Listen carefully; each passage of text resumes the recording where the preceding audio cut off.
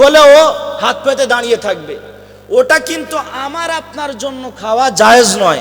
কারণ মসজিদে বেশিরভাগ যে জিনিসটা আসে ওটা মানতের জিনিস, যে আল্লাহ আমার সন্তানের শরীর ভালো হয়ে গেলে বা আমার স্বামী সুস্থ হয়ে গেলে আমি মসজিদে ভাত দেবো, একটা মোরগ জবাই করে দেবো, মিষ্টি দেবো, হয় কি হয় না? তাহলে সেটা গরিবের জন্য খাওয়া জায়েজ ছিল, আপনার জন্য নয়। আজ মুসলমান পুরোটাই উল্টে দিয়েছে। আজ যেটা খাওয়া তার জন্য জায়েজ ছিল, যেটা খাওয়া তার জন্য হালাল ছিল, মুসলমান সেই খাবারটাকে ছেড়ে দিয়েছে। আর যেটা তার জন্য জায়েজ নয়, যেটা হারাম, সেই খাবারটাকে মুসলমান ধরে নিয়েছে। আজ তার জন্য এশার নামাজটা ফরজ ছিল, এশার নামাজ ছেড়ে দিয়ে মুস্তাহাব জিনিসের উপরে আমল করছে। তো আল্লাহ পাক, আল্লাহ রাব্বুল আলামিন কিয়ামতের দিনে যাওয়ার পরে জিজ্ঞাসা করবে না যে আমরা তোলার শেখ পাড়াতে যে জলসা হয়েছিল তুমি বসেছিলে কিনা, কিন্তু আল্লাহ জিজ্ঞাসা করবে এশার নামাজটা পড়েছিলে কিনা। জিজ্ঞাসা করবে কি করবে না? আর আমরা যে জলসা দিচ্ছি, এখন জলসার নামে জলসা আর হয় না, জলসার নামে মেলা। দেখুন, একটাও জন যুবক এখানে নেই, মনে হচ্ছে পুরো পাড়াতেই একটাও যুবক ছেলেই নেই। আছে আপনাদের পাড়াতে যুবক ছেলে? কোথায় তারা? কোথায় তারা? এখন মেলায় ঘুরছে। কারণ ওরা জানে বছরে একটা দিন আমরা পেয়েছি, যদি এই দিনে আনন্দ না করতে পারি তাহলে করব কোন দিন? পকেটে ইচ্ছা মতো নাম্বার নিয়ে ঘুরছে, চারা চারা মেয়েগুলো ঘুরছে, কখন নাম্বারগুলো দেবো আর কখন মেলা থেকে বার হবে চোখ মারবো। ঠিক কিনা বলেন? এগুলো বাস্তব কিনা? আর যারা ফ্রি ফায়ার খেলে, একটাও যন্ত্র এখন এখানে নেই, সব বাজারে ঘুরছে। কারণ এর পিছনে আসল কারণ আপনি গিয়ে দেখবেন যে এর গোড়া একদম খারাপ, একদম গোড়া থেকে এর ভিতটাই খারাপ। মেন জায়গায় গিয়ে আপনি একদম পুরো ধরা পড়ে যাবে যে ভিতটাই খারাপ। ভিত খারাপ হওয়ার কারণে তার বাচ্চাও খারাপ হয়েছে। এখন বর্তমান সময়ে মুসলমানেরা বিয়ের সময় যাবে, বিয়ের দিনে যাবে 150 বরযাত্রী, বলে কি বলে না? 150 বরযাত্রী বলে যায় কজন? 200 টপকে যায়। যায় কি যায় না? 200 টপকে যাচ্ছে।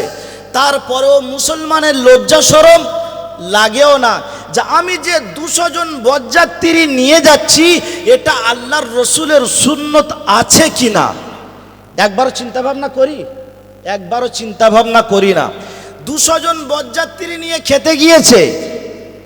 আর বিয়ের সময় আমরা মৌলী সাহেবরা সবার প্রথম জিজ্ঞাসা করি যে দেনমোহর কত? যে তো বিয়ে করতে যায় এমন ড্রেস, এমন জুব্বা আর এমন পাগড়ি পরে বসে আছে, মুখে রুমাল দিয়ে, যে যেন ফেবিকুইক যেন রুমালের সঙ্গে মুখে লাগিয়ে নিয়েছে, ও আর কথা বলবে না।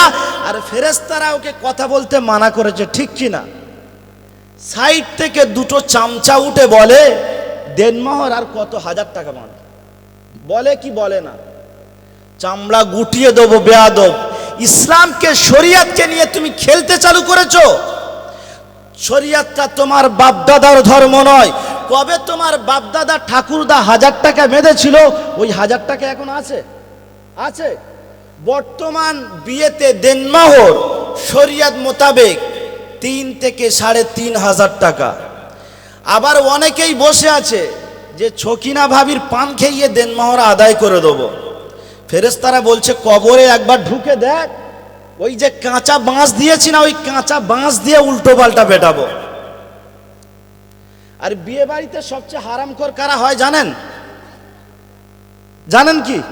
বরের বোনাইরা। বরের বোনাইরা গোশত খেয়ে দাঁতে গোশ আসা ছাড়াচ্ছে, বলছে জানিস করিম গোশটা সেদ্ধ হয়নি। আচ্ছা, এই যে বিয়ে বাড়িতে 150 জন খেয়ে গিয়েছে, এটা কি আল্লাহর রসুলের সুন্নত? আল্লাহর রসুলের সুন্নত হলো ওলিমা। ওলিমা হলো সুন্নাতে রসুল, আর বিয়ে হলো সুন্নাতে, এই ওলিমা হলো সুন্নাতে রসুল, আর বরযাত্রী হলো সুন্নাতে শয়তান গো। সুন্নতে শয়তান। আজ মানুষ সুন্নতে রসুলের উপরে আমল করে না, সুন্নতে শয়তানের উপরে আমল করে। করে কি করে না? আরে বাস্তব বলছি না অবাস্তব বলছি? বিয়ের পরে কই মেয়ের বাপের হাত ধরে বলে আসতে পারলেন না, ভাই আমরা 150 জন গিয়েছি, তোমরা 30 জন আসবে? ওর মুখে এ কথা আসবে না, এ কথা আসবে না। তো যাই হোক, বিয়ের দিনে এই যে দেনমোহর, একে তো 1000 টাকা, আর ফের 100-র মধ্যে 70 জন বাকি টাকা দেয় না, বলে ঠিক আছে পরে দেবো, এই বলে আর দেয় না। আল্লাহর হাবিব সাল্লাল্লাহু আলাইহি ওয়াসাল্লামের হাদিস আমি আপনাদেরকে শুনিয়ে যাচ্ছি। আল্লাহর হাবিব সাল্লাল্লাহু আলাইহি ওয়াসাল্লাম বললেন, যতক্ষণ পর্যন্ত তুমি তোমার বিবির দেনমোহর আদায় না করতে পারবে, তোমার মতো শুকনো মুসলমানের ওই বিবির গায়ে হাত দেওয়ার অনুমতি আল্লাহ রাসূল সাল্লাল্লাহু আলাইহি ওয়াসাল্লাম বলল শরীয়ত দিল না। তাহলে যতক্ষণ পর্যন্ত দেনমোহর আদায় না করবে, বিবির গায়ে স্পষ্ট করতে পারবে না। এবার কেউ যদি দেনমোহর আদায় না করে বিবিকে স্পষ্ট করে, আর ওই প্রোডাকশনে বাচ্চা হলে কি হবে এবার বুঝতে পেরেছেন তো? তো ওদের মতো যন্ত্রগুলো ফ্রি ফায়ার চালাবে না, তা কারা চালাবে? আর 2010-এর পরে যত জিনিস, যত প্রোডাক্ট দুনিয়াতে আসছে, এদের কানে আজান বেশিরভাগ হচ্ছে না। কারণ আগে বাচ্চা হতো কোথায়? ঘরে। বাচ্চা হতো কোথায়? ঘরে। আর 2010-এর পর থেকে বেশিরভাগ বাচ্চা কোথায় হচ্ছে? আজান দেওয়ার লোক নেই। তো এরা সারা রাত গানে হেডফোন দিয়ে গান শুনবে, মানে কানে হেডফোন দিয়ে গান শুনবে না তো কারা শুনবে? রাত 12টা 1টা 2টা পর্যন্ত মোবাইল দেখছে। কি মজার জিনিস দেখছে, দেখে আমার বন্ধুকে ফোন করছে, এ করিম একটা হেভি জিনিস পাঠাচ্ছি দেখ। সে আবার ভালো করে দেখে বলছে, ফোন করে বলছে হেভি জিনিস, আগামীতে আসলে দিবি। কি কাওড়াচ্ছা না, বুঝতে পেরেছেন? এগুলো মুসলমান। আল্লাহর নবী বললেন যে এশার নামাজ পড়ে তোমরা তাড়াতাড়ি শুয়ে পড়বে আর ফজরের সময় তাড়াতাড়ি উঠে যাবে।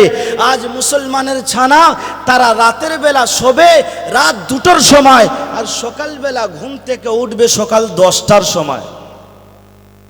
ঠিক কি না বলেন? তো যাই হোক, আল্লাহ পাক আল্লাহ রাব্বুল আলামিন পৃথিবীর জমিনে বান্দাকে তৈরি করেছেন আর সৃষ্টি করেছেন। মাইকোলার বলেছি একটু রিকো দাও, মাইকোলা দেয়নি, আওয়াজ ভাসায়নি। এক্ষুনি যদি আমি টান দিয়ে আমার গলা ফেটে যাবে। আর এর পর জলসা আছে প্রত্যেক দিন। তো যাই হোক, আল্লাহ পাক আল্লাহ রাব্বুল আলামিন একটা বাহানা দিয়ে চলে গিয়েছে যে বক্স চলছে, রিকো আছে, বোঝা যাচ্ছে না, কিন্তু রিকোই নেই। কারণ মাইকে তো আমরা সবসময় আসছি, মাইকের অভিজ্ঞতা যথেষ্ট আল্লাহ তাআলা আমাদেরকে দিয়েছে। তো যাই হোক, আল্লাহ পাক আল্লাহ রাব্বুল আলামিন বলে, বান্দা পৃথিবীর জমিনে তুমি কি ছিলে আর আমি তোমাকে কি বানিয়েছি একবার দেখো। আল্লাহ পাক আল্লাহ রাব্বুল আলামিন বলে, বান্দা হাল্লা তাআলাল ইনসানি হিনুম মিনাদ দাগারি লাম ইয়াকুন শাইআম মাযকুরা।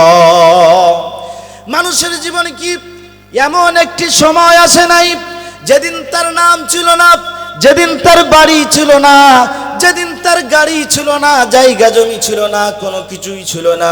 আমি আল্লাহ পাক আল্লাহ রাব্বুল আলামিন এই পৃথিবীর জমিনে মানুষকে কেমন করে সৃষ্টি করলাম, তৈরি করলাম, মানুষ কোনোদিন এ নিয়ে কি তুমি গবেষণা চিন্তা ভাবনা করেছো? আজ পৃথিবীর জমিনে মানুষ, তুমি চিন্তা ভাবনা করেছো আমি মারা যাব, আমি মারা যাওয়ার পরে আমার ছেলের ঘরটা কেমন করে ভালো হবে, আমার ছেলে এই পৃথিবীর জমিনে থাকবে, আমার ছেলের যেন কোনো কষ্ট না হয়, আমার ছেলে যেন পৃথিবীর জমিনে শান্তিতে থাকতে পারে। আমি পৃথিবীর জমিন ছেড়ে চলে যাব, আমার ছেলের ইনকামের রাস্তা কি হবে, আমি পৃথিবীর জমিন ছেড়ে চলে যাব, আমার ছেলের জায়গা জমির অবস্থা কি হবে। আজ এগুলো নিয়ে চিন্তা ভাবনা করি, কিন্তু মুসলমান কোনোদিনের জন্য তুমি তোমার কবর নিয়ে কোনোদিন চিন্তা ভাবনা করো নাই। আজ যুবকেরা যখন যুবক এবং যুবতী হয়ে যায়, প্রাপ্ত প্রাপ্তবয়স্ক যখন হয়ে যায় তারা তাদের বিয়ে নিয়ে চিন্তা ভাবনা করে, কেমন করে আমার বাসর রাত হবে, কেমন করে বাসর রাত কাটাবো। বিয়ের পরে বাসর রাতে গেল, স্বামী স্ত্রীতে গল্প করতে চালু করলো। গল্প করতে করতে হঠাৎ ফজরের আজান হয়ে গেল। স্বামী স্ত্রীতে চিন্তা ভাবনা করে, সবে তো গল্প চালু করলাম, এত তাড়াতাড়ি কি করে টাইম চলে গেল, শেষ হয়ে গেল, বুঝতে পারলাম না। আমি এর দ্বারাই বোঝাতে চাই, আমার বন্ধুগণ, যুবক এবং যুবতী, তারা তাদের বিয়ে নিয়ে ব্যস্ত, তারা তাদের বাসর রাত নিয়ে চিন্তা ভাবনা করলো। বয়স্ক মানুষরা নিজের ছেলেপুলেদেরকে নিয়ে চিন্তা ভাবনা করলো। কিন্তু বলো মুসলমান, বলো একবার, তুমি যে মারা যাওয়ার পরে অন্ধকার কবরে তোমাকে রাখা হবে, কবরে রাখার পরে তোমার সওয়াল জবাবের উত্তর কে দেবে? ওই অন্ধকার কবরে তোমার লাইটের ব্যবস্থা কি করে হবে, তোমার পাকার ব্যবস্থা কি করে হবে? কোনদিন কি এটা নিয়ে তুমি চিন্তা ভাবনা করেছো? আল্লাহর নবীর একজন সাহাবা আছে, যার নাম হলো হযরতে উসমান গনি রাদিয়াল্লাহু তাআলা আনহু। হযরতে উসমান গনি রাদিয়াল্লাহু তাআলা আনহু বললেন, কবরের ধার দিয়ে আমি যখন অতিক্রম করি, কবরের ধার দিয়ে যখন আমি যাই, হযরতে উসমান গনি রাদিয়াল্লাহু তাআলা আনহু নিজের চোখের পানিকে ধরে রাখতে পারেন নাই। সাহাবারা জিজ্ঞাসা করেন, হে খলিফাতুল মুসলিমিন, আপনি তো আল্লাহর নবীর জামাই, পৃথিবীর জমিনে বিশ্ব নবী মুহাম্মদুর রাসূলুল্লাহ সাল্লাল্লাহু আলাইহি ওয়াসাল্লাম আপনাকে দুটো কন্যা সন্তান দিয়েছে, আপনার নাম জিন্নুরাইন রেখেছে। পৃথিবীর জমিনে আপনি যখন কবরের পাশ দিয়ে অতিক্রম করেন, আপনি যখন কবরের পাশ দিয়ে যান, কিসের কারণে আপনার চোখ দিয়ে এত অশ্রু ঝরে? হযরতে উসমান গনি রাদিয়াল্লাহু তাআলা আনহু বললেন, আমি যখন কবরের পাশ দিয়ে যাই আমার বড় ভয় হয়, আমার বড় ভয় লাগে। পৃথিবীর জমিনে পৃথিবীর জন্য সব কিছু করেছি, কবর হলো মানুষের প্রথম মঞ্জিল। বিশ্ব নবী মুহাম্মদুর রাসূলুল্লাহ বলেছেন, কবরের ভিতরে মানুষকে রাখার পরে ফেরেশতা আসবে, আসার পরে সবার প্রথম কবরে তোমাকে সওয়াল জবাব করা হবে। আর এই কবরের যে সওয়াল জবাব দিতে পারবে তার জবাবটাকে দিতে পারবে। কবরে যদি পাস হয়ে যায়, হাসরে পাস হয়ে যাবে, সব জায়গাতে তার পাস পেয়ে যাবে। আর কবরে যদি কোনো মানুষ আটকা পড়ে যায়, কবরে যদি কোনো মানুষ ধরা পড়ে যায়, সব জায়গাতে ধরা পড়ে যাবে, কোনো জায়গায় পাস হতে পারবে না, ফেল হয়ে যাবে। সেদিন আমি উসমান গনি ধরা পড়ে যাব, তাই আমি কবরকে নিয়ে এত চিন্তা ভাবনা করি। আজ পৃথিবীর জমিনে আমি আমার বিল্ডিং বালাখানা, বিবি বাচ্চা সব নিয়ে চিন্তা ভাবনা করলাম, কবরকে নিয়ে চিন্তা ভাবনা করলাম না। মুসলমান, আমি মারা যাওয়ার পরে ওই অন্ধকার কবরের ভিতরে আমার যখন শুইয়ে দিয়ে আসবে, আমার সঙ্গে আমার বিবি যাবে না, আমার বাচ্চা যাবে না, আমার ধন দৌলত গাড়ি বাড়ি যাবে না, কোনো কিছু আমার সঙ্গে কবরের ভিতরে যাবে না। আমি যখন যাব খালি হাতে যাব, আমার হাত খালি থাকবে, এই খালি হাতে কবরে যাব, সাদা কাফন আমার সঙ্গে থাকবে। এই পৃথিবীর জমিনে বিশাল বড় একজন বাদশা ছিল, যার নাম হলো জুলকারনাইন। এই জুলকারনাইন পৃথিবীর জমিন থেকে যখন বিদায় নিয়ে চলে যাবে, জুলকারনাইন বলছে, আমি পৃথিবীর জমিন থেকে বিদায় নিয়ে চলে যাব, কিন্তু আমি মারা যাওয়ার পরে আমার হাত দুটো কাফনের বাইরে করে দেবে। আমার হাত দুটো যদি কাফনের বাইরে করে দাও, কারণ আমি জুলকারনাইন পৃথিবীর মানুষকে এই খবর দিতে চাই, আমি পৃথিবীর মানুষকে এই বার্তা দিতে চাই, আমি জুলকারনাইন এত বড় বাদশা হয়ে পৃথিবীর জমিন থেকে চলে যাচ্ছি, কিন্তু আমি জুলকারনাইন, আমার দুটো হাত ফাঁকা হয়ে আছে, আমার হাতের মধ্যে কিছু নেই। প্রত্যেকটা মানুষ পৃথিবীর জমিন থেকে চলে যাবে, যত ধন দৌলত হোক না কেন, যত গাড়ি বাড়ি হোক না কেন, যা কিছু হোক না কেন, সব কিছু ছেড়ে তাকে পৃথিবীর জমিন থেকে চলে যেতে হবে। ঠিক কিনা বলেন? তো পৃথিবীর জমিন থেকে আমাকে আপনাকে চলে যেতে হবে। যদি পৃথিবীর জমিন থেকে আমি আপনি পৃথিবীর জমিন থেকে কবরের তৈয়ারি না করে নিয়ে যেতে পারি, আল্লাহর নবী বললেন যে এর মতো বোকা আর পৃথিবীর জমিনে কেউ নেই। তাহলে আমাকে আপনাকে পৃথিবীর জমিন থেকে কবরের তৈয়ারি করে নিয়ে যেতে হবে।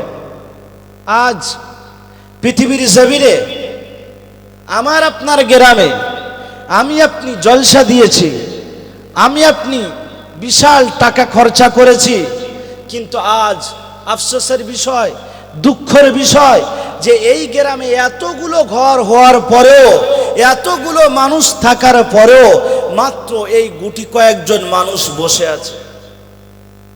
কারণ তারা জানে যে আমাদের বাপদাদারা পৃথিবীর জমিন থেকে বিদায় নিয়ে চলে যায়নি। কেন? আমরা এই জলসা দিয়েছি কিসের কারণে? যে আমাদের বাপদাদা যারা কবরে চলে গিয়েছে তাদের নামে একটু সওয়াব যাবে, কোরআন এবং হাদিসের কথা হবে, আমরা দুটো কথা শুনবো, কোরআন এবং হাদিসের কথা হবে, আমরা তার উপরে আমল করে চলবো। কিন্তু হতভাগা মুসলমান, দুর্ভাগা মুসলমান আজ এত সুন্দর একটা বাগান খালি করে দিয়েছে, আজ এত সুন্দর বাগানে মানুষ পাওয়া যায় না। আজ যদি এটা দুনিয়ার অন্য কোনো প্রোগ্রাম হতো, এখানে জায়গা দেওয়া কি যেত না? একটু জোরে বলেন, জায়গা দেওয়া যেত না। কারণ এটা কোরআন হাদিসের মজলিস। আর আজকাল মুসলমানের ছেলেদের আর কোরআন হাদিস ভালো লাগে না। আর এরা কি করে মুসলমান বলে দাবি করে আমার মাথায় ঢোকে না। জুম্মার দিনে খালি জুম্মার নামাজ পড়ে, জুম্মার নামাজ ছাড়া আর অন্য কোনো নামাজ পড়ে না। জুম্মার দিনে যাবে সবার শেষে। কখন যাবে? সবার শেষে গিয়ে পিছনের কাতারে দাঁড়াবে। ইমাম সাহেব একদিকে সবে সালাম ফিরাবে, আসসালামু আলাইকুম ওয়া রাহমাতুল্লাহ, না ফেরাতে ফেরাতে একটা পা মসজিদের ভিতরে আর একটা পা মসজিদের বাইরে। মানে মসজিদ ওর ভালো লাগে না, কারণ মসজিদটা হলো ইমানদারের জায়গা। মসজিদে আসবে ইমানদার, মুনাফিক মসজিদের ভিতরে থাকতে পারে না। আজকাল আবার মুসলমানদের মুনাফিক বললে আবার রেগে যায়, এদের সেন্টিমেন্টে লাগে যে আমাদেরকে মুনাফিক বলল। তোমাদেরকে মুনাফিক বলবে না তা কি বলবে? কারণ তোমার মুখে দাড়ি নেই, রসুলের সুন্নত তোমার মুখে নেই, রসুল যে কথা বলেছে সে কথা তুমি মানো না, রসুলের লিবাস তোমার মুখে নেই। আছে আজ বেশিরভাগ মানুষ তারা তাদের লিবাসকে গায়ের কওমের লিবাসের মতো লিবাস পরিবর্তন করে দিয়েছে। আজ আমার আপনার বাড়ির ছেলেটা প্যান্ট পরছে ছেঁড়া, ঠিক কিনা বলেন? প্যান্ট পরছে ছেঁড়া। আমার আপনার বাড়ির ছেলেটা এমন প্যান্ট পরছে যে সে প্যান্ট পরে বসলেই ফেটে যাবে, ঠিক কিনা বলেন? আবার সেটা শেখাচ্ছে কে? আমি আপনি।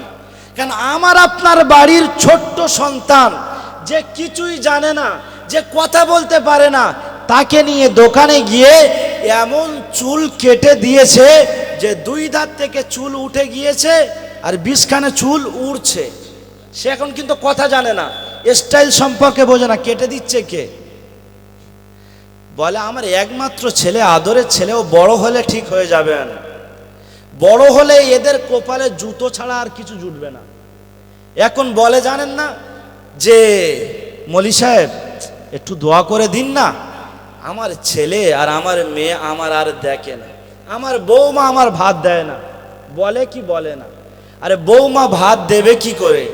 কারণ ওই বৌমার বাপের কাছ থেকে তো যখন ছেলেকে বিয়ে দিয়েছো মোটর সাইকেল দাবি করে নিয়েছো। বৌমা চোখে দেখেছে কি দেখে নাই? দেখেছে তো। হ্যাঁ, বৌমার বাপ গরিব, টাকা পয়সা নেই, নিজের জমি বিক্রি করে তোমার ছেলের শখ পূরণ করতে গিয়ে, তোমার ছেলের আশাটাকে পূরণ করতে গিয়ে, তোমাকে জিনিসপত্র দিতে গিয়ে সে তার শখের জমিটা, শখের জায়গাটা, যেটা সে তিল তিল করে ইনকাম করে কিনেছিল, নিজের মেয়েটাকে বিয়ে দিতে গিয়ে সে নিজের জমিটা বিক্রি করেছে। আর তার মেয়ে স্বয়ং চোখে সে জিনিসটাকে দেখেছে। দেখেছে কি দেখে না? তাহলে সে আপনাকে আমাকে এসে ভাত দেবে কি করে? আপনাকে তো বিষ খাইয়ে মেরে দেওয়া দরকার ছিল। আপনি ওই বৌমার কাছ থেকে ভাতের আশা করেন কি করে?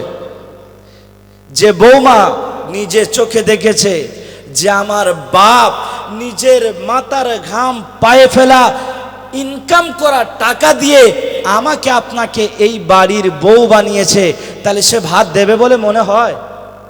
ভাত দেবে না। তাহলে ভুল কাদের? ভুল আমাদের। আমার আপনার ছেলে শ্বশুর বাড়ি থেকে মোটর সাইকেল পেয়ে আর শেরপুর বাজারে গিয়ে বিশাল মোস্তানি দিচ্ছে, এলা দিচ্ছে, দেখ অ্যাপাচি পেয়েছি, অ্যাপাচি। আর এ তো বিশাল বড় হিজড়ে, নিজে টাকায় কিনতে পারে না, শ্বশুর বাড়ি থেকে অ্যাপাচি মোটর সাইকেল নিয়ে শেরপুর বাজারে গিয়ে মোস্তানি দিচ্ছে। এই হিজড়ে বলবো না, তাই কি বলবো? হ্যাঁ, এর থেকে হিজড়ে ভালো হয়, হিজড়ে ভালো হয়। বিয়ের সময় মেয়ের বাপ বলছে, ভাই কি দাবি দাবা আছে বলো না। বলছে, ভাই আমি হাজি সাহেব মানুষ, আমি দাবি করব? আস্তাগফিরুল্লাহ, আমি দাবি করব না। তবে আমি এই বিষয়ে কিছু জানি না, আমার ওই বড় জামাই সাইটা আছে, ও জানে। জামাইয়ের কাছে গিয়েছে, বলছে ভাই কি দাবি দাবা? বলে সেই রকম কিছু নয়, 30,000 টাকা দিলে হবে। বলে আমরা বোনাইরে একটু এসে আনন্দ ফুর্তি করবো নি। হয় কি হয় না? হয়তো। তো এই সব হারামখোররা কবরে ঢুকলে কি হবে বুঝতে পেরেছেন তো? কারণ আল্লাহর হাবিব বললেন যে বিয়েতে একদম কম খরচা করে, অল্প খরচা করে তোমরা তোমাদের বিয়েটা দিয়ে আসো। আজকাল আবার তো বিয়ে বাড়িতে ড্যান্স হাঙ্গামা চালু করেছে, কিছু কিছু বিয়েতে রাতের বেলা আবার মেয়ে এনে নাচাতে চালু করেছে। হয় কি হয় না? রাতের বেলা ডিজে বাজাচ্ছে। ফেরেশতা বলছে কবরে আয়, তোদেরও ডিজে বাজিয়ে দেবো, সেদিন বুঝতে পারবি। ফেরেশতার মুগুর আনতে দেরি হলে ওই চাঁচা বাঁশ যেগুলো আমরা উপরে দিই না, ওই দিয়েই চালু করে দেবে। তাহলে আমাকে আপনাকে পৃথিবীর জমিনে চিন্তা ভাবনা করে কদম তুলতে হবে, পা তুলতে হবে। আজ আমি আপনি নামাজ পড়ছি, কিছুজন রোজা করছি, কিন্তু নামাজের মতো নামাজ পড়ছি না। যদি নামাজের মতো নামাজ পড়তাম তাহলে পৃথিবীর জমিনে আজ মুসলমানরা চতুর্দিকে যাচ্ছে, মার খাচ্ছে কেন? কিসের কারণে? আজ আমরা আল্লাহর রসুলের সুন্নতকে ছেড়ে দিয়েছি। আমি আমার মেয়েটাকে এমন ড্রেস পরিয়েছি, জলসার দিনে এমন মেকআপ করে বাজারে বার হয়েছে যে পাড়ার প্রত্যেকটা জন ছেলে তার পিছনে লেগেছে। হয় কি হয় না? তাহলে এগুলোর জন্য বাম্মায়ের গুনাহ হবে কি হবে না? আমার আপনার মেয়ে টিকটক করে, আমার আপনার বাড়ির মেয়ে ড্যান্স করে মোবাইলে স্ট্যাটাস দিচ্ছে, আমি ভাই হয়ে দেখছি, আমি পিতা হয়ে দেখছি যে আমার মেয়ে মোবাইলে ডিপিতে ছবি লাগিয়েছে, তার বুকে কোনো অন্যায় নেই। আল্লাহর হাবিব বললেন, আদ-দায়ুস লা ইয়াদখুলুল জান্নাহ, দায়ুস কখনো জান্নাতে যাবে না। তুমি বাপ হয়ে তোমার মেয়েকে শাসন করতে পারলে না, তুমি পিতা হয়ে তোমার সন্তানকে শাসন করতে পারলে না, কিয়ামতের দিন আল্লাহর কাছে হিসাব দিতে হবে, সেদিন কিন্তু তোমাকে কেউ ছাড় দেবে না। আজ পৃথিবীর জমিনে তোমার টাকা হয়েছে, পয়সা হয়েছে, আজকাল তো আবার পৃথিবীতে যার যত টাকা হয় তার মেয়েরা তার বইয়ের ড্রেস তত ছোট হয়ে যায়। হয় কি হয় না? বাস্তব বলছি না অবাস্তব। 100-র মধ্যে 90% বড় লোক, তাদের ড্রেসগুলো ঠিক হয় না। এমন ড্রেস পরেছে যে তার বডি টডি সব একদম পুরো বাইরে থেকে বোঝা যাচ্ছে যে কোথায় কি আছে। একবার চোখ পড়লেই মোটামুটি পুরুষরা বুঝতে পারবে যে হ্যাঁ অমুক জায়গায় অমুক জিনিস আছে। এমন ড্রেস পরছে কি পরছে না? কারা পরছে? বেদিনরা, মুসলমানরা চালু করেছে। এমন পায়জামা পরেছে তার পাছা কেমন বোঝা যাচ্ছে। যাচ্ছে কি যাচ্ছে না? যাচ্ছে কি যাচ্ছে না বলেন? এগুলো হচ্ছে তো, হাকিকাতে ঘটছে তো। তাহলে এর জন্য আমাকে আপনাকে কিয়ামতের দিন আল্লাহর দরবারে হিসাব দিতে হবে কি হবে না? আজকাল তো আবার, আগে স্কুলে মেয়েরা যেত, একটা মোবাইল হলে পুরো গ্রুপের কাজ চলে যেত। প্রেম ভালোবাসা বেড়েছে না কমেছে? হ্যাঁ, যত দিন যাচ্ছে পরকিয়া বেড়ে যাচ্ছে। স্কুলে যাওয়ার নাম করে ডায়মন্ড হারবার বা ছোট নদীর পাড়ে গিয়ে বসে আছে। হচ্ছে কি হচ্ছে না? মাস্টার আর ম্যাডামরা প্রেম করছে, এদিক ছাত্র আর ছাত্রীরা প্রেম করছে। করছে কি করছে না? ঘটছে তো, সমাজে হচ্ছে তো। আগে স্কুলে একটা ফোন নিয়ে গেলে পুরো গ্রুপের কাজ চলে যেত। এখন উচ্চ মাধ্যমিকে উঠলে সরকার থেকে লাইসেন্স দিয়ে দিচ্ছে। দিচ্ছে কি দিচ্ছে না?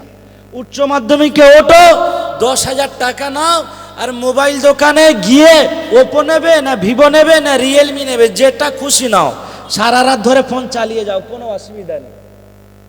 মা বলছে, হ্যাঁ মেয়ে কোথায় ফোন করছিস? বলে আমার একটা বান্ধবী ফোন করেছিল, সেই বান্ধবীর সঙ্গে কথা বলছি। হচ্ছে কি হচ্ছে না? আজ সমাজে জিনা বেড়েছে কি বাড়েনি? সুদ বেড়েছে কি বাড়েনি? হারাম বেড়েছে কি বাড়েনি? তাহলে আমরা যদি এত সুদ খাই, এত ঘুষ খাই, আর আমাদের মেয়ে ছেলেদেরকে এমনভাবে চালাই, তাহলে আমাদেরকে হিসাব দিতে হবে কি হবে না? বর্তমান সময়ে বোতল বাহিনী বেড়েছে না বাড়েনি? মদ খাচ্ছে কি খাচ্ছে না? হ্যাঁ, 100-র মধ্যে 30% যুবক মদ খাচ্ছে, আর 100-র মধ্যে 90% যুবক অন্য নেশার মধ্যে লিপ্ত আছে। কেউ গাঁজা, কেউ তাড়ি, কেউ মদ, কেউ চুল্লু, বিভিন্ন রকম নেশার মধ্যে লিপ্ত আছে। আছে কি আছেন? তাহলে পৃথিবীতে আমাকে আপনাকে চলতে গেলে সাবধানে চলতে হবে। কারণ আল্লাহ তাআলা কোরআনুল কারীমের মধ্যে বললেন, বান্দা পৃথিবীর জমিনে আমি আল্লাহ তোমাকে ছাড় দেবো, কিন্তু ছেড়ে দেবো না। ছাড় আছে কিন্তু ছেড়ে দেবো না। তো আমি আল্লাহ তোমাকে পাঠিয়েছি আমার ইবাদত করার জন্য, নামাজ পড়ার জন্য। বান্দা পৃথিবীর জমিনে আমি আল্লাহ আমার ইবাদত করবে, আমার নামাজ পড়বে, আমি আল্লাহ তাআলা আমাকে অনুসরণ করবে। হযরতে ওমর ফারুক রাদিয়াল্লাহু তাআলা আনহুর নামাজ শুনলে আপনারা পাগল হয়ে যাবেন। পৃথিবীর জমিনে ইসলামের দ্বিতীয় খলিফা হযরতে ওমর ফারুক রাদিয়াল্লাহু তাআলা আনহু নামাজের জন্য দাঁড়িয়েছেন। মেম্বারের ভিতরে ফজরের নামাজ পড়াবেন। ফজরের নামাজের জন্য ইমামের জায়গায় গিয়ে দাঁড়িয়ে আল্লাহু আকবার বলে নিয়ত করেছে। নিয়ত করার পরে সাহাবারা পিছনে দাঁড়িয়ে গিয়েছেন, কিছু সাহাবা পিছনে ওযু করছেন, নামাজের জন্য তৈয়ারি নিচ্ছেন। ফিরোজ লুলু নামে একজন কাফের মেম্বারের ভিতরে লুকিয়েছিল। হযরতে ওমর ফারুক রাদিয়াল্লাহু তাআলা আনহু যখন নামাজের ভিতরে দাঁড়িয়ে গিয়েছে, ওই নামাজের ভিতরে দাঁড়ানো অবস্থাতে হযরতে ওমর ফারুক রাদিয়াল্লাহু তাআলা আনহুর পেটের ভিতরে খঞ্জর মেরে দিয়েছে। যখন হযরতে ওমর ফারুক রাদিয়াল্লাহু তাআলা আনহুর পেটের ভিতরে খঞ্জর মেরে দিয়েছে, হযরতে ওমর ফারুক রাদিয়াল্লাহু তাআলা আনহু নামাজ ছেড়ে দেয় নাই। এরপরে দ্বিতীয়বার আবার খঞ্জর মেরে দিয়েছে, তবুও নামাজ ছেড়ে দেয় নাই। তৃতীয়বারে যখন খঞ্জর মেরেছে, হযরতে ওমর ফারুক রাদিয়াল্লাহু তাআলা আনহু আর থাকতে পারলেন না।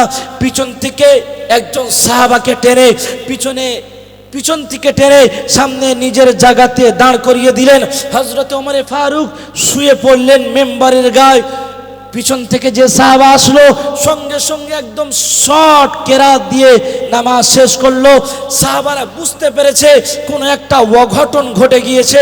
সঙ্গে সঙ্গে পিছনে যেসব সাহাবারা এখনো নামাজে দাঁড় হয়নি, সেই সব সাহাবারা ফিরোজ লুলুকে ধরার চেষ্টা করলো, কিন্তু ফিরোজ লুলুর হাতে একটা খঞ্জর ছিল। ফিরোজ লুলু ওই খঞ্জর চালাতে চালু করলো। ওই খঞ্জর দিয়ে তারিখের কিতাবের ভিতরে পাওয়া যায় ফিরোজ লুলু একজন নয়, দুজন নয়, 16 জন সাহাবাকে কত বিক্ষত করেছে। এমনকি তারিখের কিতাবের ভিতরে পাওয়া যায় হযরতে ওমর ফারুক রাদিয়াল্লাহু তাআলা আনহুর কাতিলকে ধরতে গিয়ে 7 জন সাহাবা এই পৃথিবীর জমিন থেকে বিদায় নিয়ে চলে গিয়েছে। এরপরে একজন সাহাবা নিজের জুব্বাখানা খুলে ফিরোজ লুলুর উপরে ছুঁড়ে দিয়েছে। ফিরোজ লুলুর উপরে যখন ছুঁড়ে দিয়েছে, ফিরোজ লুলুর মাথায় গিয়ে জুব্বাটা আটকে গিয়েছে। ফিরোজ লুলু সঙ্গে সঙ্গে নিজের ছুরি দিয়ে নিজের গলাটা কেটে দিয়েছে। তো আমি এটাই বলতে চাইছি যে হযরতে ওমর ফারুক রাদিয়াল্লাহু তাআলা আনহুর প্রথম ছুরি যখন মারা হয়েছে, হযরতে ওমর তখনও নামাজ ছাড়েনি। আর আজ আমাদের নামাজ যদি একটা সামান্য মশা বসে, তারপরে এমন করে এমন জোশে আমরা ওই মশাটা মারি যে পুরো মসজিদময় আওয়াজ হয় কি হয় না?